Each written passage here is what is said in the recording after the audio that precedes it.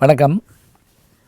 சமீபத்தில் உலகத்தில் எல்லாராலையும் அதிகமாக விரும்பி பார்க்கப்பட்ட ஒரு விஷயம் எதுன்னு கேட்டிங்கன்னா, இந்த திரைத்துறையில் அதுலேயும் குறிப்பாக ஹாலிவுட்டில் ஆஸ்கார் விருதுகள் தரப்பட்ட நிகழ்ச்சி தான் ரொம்ப வைரலாக பரவுச்சு.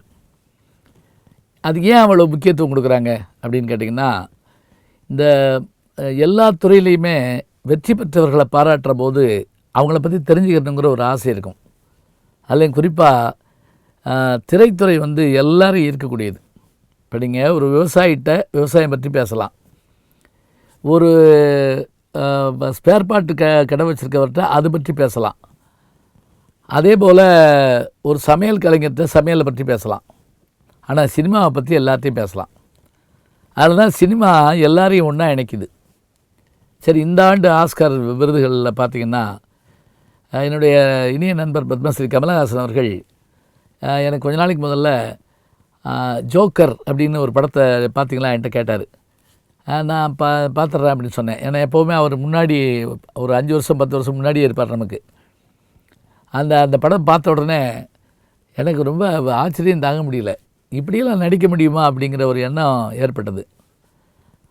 ஹாக்கின் ஃபீனிக்ஸ் அப்படிங்கிற அந்த கதாநாயகன் நடித்த படம் அது. இவர் ஏற்கனவே கிளாடியேட்டர் படத்தில் அந்த இளவரசனாக வருவார். வஞ்சகம் மிக்க ஒரு பெண்மைத்தன்மை கொண்ட மாதிரியான அந்த இளவரசன் வருவார். இதில் இந்த ஜோக்கராக நடித்து அவர் படுற பாடும் அந்த வேகமும் அந்த கொலை வெறியும் ஆச்சரியத்தை நமக்கு கொடுக்கும். அதே போல் பேரசைட் என்கின்ற அந்த படம் ஒரு பணக்கார குடும்பம் ஏழை குடும்பம் போல் நடித்து அது எப்படி நகைச்சுவை மூலமாக எல்லாரையும் கவர்ந்ததுங்கிற படம் 4 விருதுகளை வாங்கியிருக்குது. அப்போ கூட நம்ம ஏற்கனவே மின்சார கண்ணான்னு ஒரு படம் வந்துச்சு. ரவிக்குமார் KS ரவிக்குமார் அவர்களுடைய படம், இளைய தளபதி விஜய் நடித்த படம். மணிவண்ணன் எல்லாருமா குடும்பத்தோடு போய் வீட்டில் வேலை பார்க்குற மாதிரி பார்த்து அதை அந்த குடும்பத்தையே மாற்றுவாங்கிற கதை. இப்போ ஆஸ்காரே நம்மளை பார்த்து காப்பி அடிக்க ஆரம்பிச்சிட்டாங்களான்னு பல பேர் இதில் போட்டுட்டு இருந்தாங்க.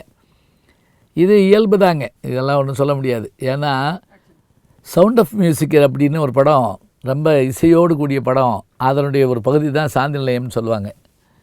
அதே மாதிரி இந்த பணக்கார கதாநாயகன் ஏழையாக வேலை பார்த்துட்டு தன்னை ஏழைன்னு சொல்லிக்கிட்டு காதலில் ஜெயிக்கிறதுன்னு ஒரு படம், அன்பேவா படம். பின்னாடி ரிட்டர்ன் டு அமெரிக்கான்னு எடி மர்ஃபி அவர் நடித்து அந்த படம் பயங்கரமாக ஹிட் ஆச்சு. இப்போ நான் அமெரிக்காவுக்கு போயிருந்தப்போ கலிஃபோர்னியாவுக்கு போயிருந்தேன், சாக்ரிமெண்டோ. அந்த சாக்ரிமெண்டோவில் எடி மர்ஃபி வீட்டு பக்கத்தில் தான் தங்கியிருந்தேன். அந்த எடி மர்ஃபி ரிட்டர்ன் டு அமெரிக்கான்னு நடித்தார். அந்த படம் அதை பின்னாடி அப்படியே பார்த்திங்கன்னா மைடியர் மார்த்தாண்டான்னு ஒரு படம் வந்தது. இதெல்லாம் வரத்தான் செய்யும்.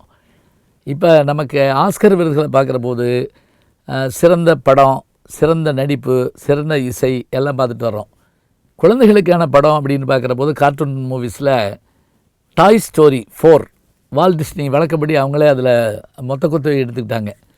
அப்போ இந்த ஆஸ்கார் விருதுகள் வாங்கின படத்தை பார்க்கணுங்கிற எண்ணமோ, நம்ம ஏற்கனவே பார்த்த படத்துக்கு தான் கொடுத்துருக்காங்களா அப்படிங்கிற ஒரு சந்தோஷமும் நமக்கு ஏற்படுது. அப்படி தான் எல்லா கதாநாயகன், கதாநாயகி, இயக்குனர், கதாவசனகர்த்தா, இசையமைப்பாளர்கள், தொழில்நுட்ப கலைஞர்கள், இந்த அத்தனை பேருக்கும் இந்த கனவு உண்டுங்க.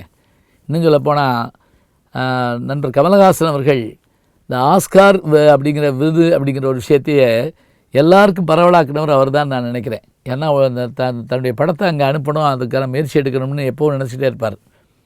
நான் நினைப்பேன் மருதநாயகம் மாத்திரம் வந்திருந்தால் அது உண்மையிலே அதை அனுப்பத்தக்கிற அளவுக்கு பெரிய விஷயத்தை கொண்டது அது. இப்போவும் கூட நம்முடைய AR ரஹ்மான் அவர்கள், அதே மாதிரி ரசூல் பூக்குட்டி அவர்கள், இவங்கெல்லாம் அந்த விருதுகளை வாங்கிட்டு வந்தாங்க. அப்படிங்கிறப்ப நமக்கு ரொம்ப பெருமையாக இருக்குது. எப்படி இருந்தாலும் ஆஸ்கார் அப்படின்னோடனே ஒரு ஈர்ப்பு ஏற்படத்தாங்க செய்யுது. இந்த ஆண்டு ஆஸ்கார் வெற்றிகரமாக முடிஞ்சிருக்குது. அடுத்த ஆண்டுக்கான ஆஸ்காரை எதிர்பார்ப்போம்.